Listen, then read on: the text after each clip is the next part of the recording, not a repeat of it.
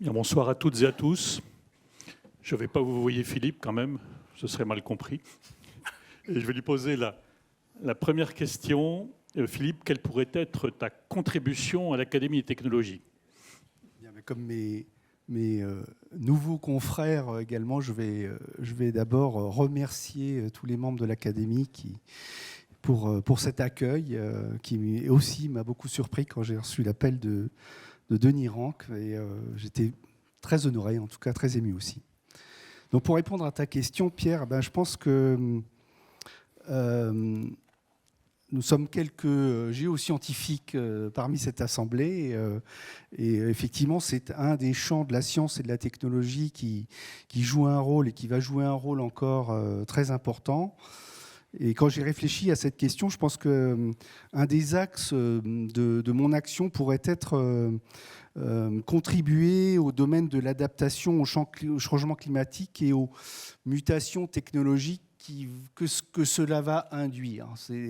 Nous sommes devant un changement planétaire et sociétal fondamental. Le plus 3 degrés est rentré dans le champ des probables et cela va induire des mutations technologiques probablement énormes au niveau civilisationnel. Et je pense qu'il y a énormément de champs pour, notamment, et c'est le sens de cette académie, travailler pour un progrès maîtrisé, raisonné, choisi et partagé. Pardon.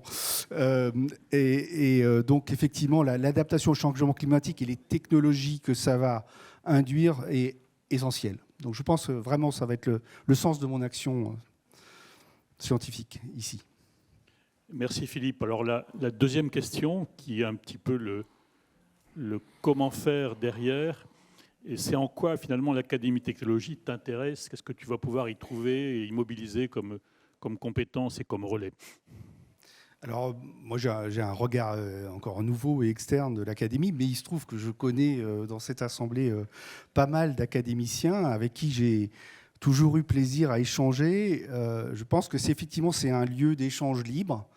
Moi qui viens de la sphère de la recherche publique, je trouve que c'est un lieu probablement très stimulant à l'interface entre la recherche publique mais aussi l'industrie française en particulier, l'industrie européenne, et avoir cet espace d'échange, d'interface libre entre ce monde socio-économique et ce monde de la recherche publique. Je pense que c'est un lieu assez essentiel et effectivement qui doit pouvoir influencer. Je pense que mon deuxième point, c'est comment on peut, et Patrick Pellata l'a dit dans son introduction, je pense que l'Académie des technologies doit aussi influencer dans le sens positif et constructif la société française, les pouvoirs publics, dans les grands choix, dans ces choix aussi politiques en matière de sciences et de technologie. Je pense que ça me paraît essentiel en tant qu'académicien qu'on puisse jouer un rôle dans ce sens-là. Et puis, troisième point, c'est un point très personnel.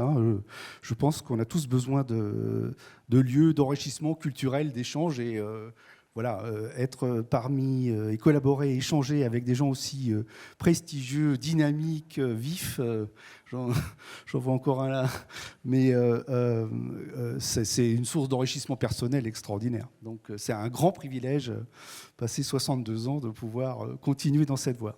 Merci Philippe.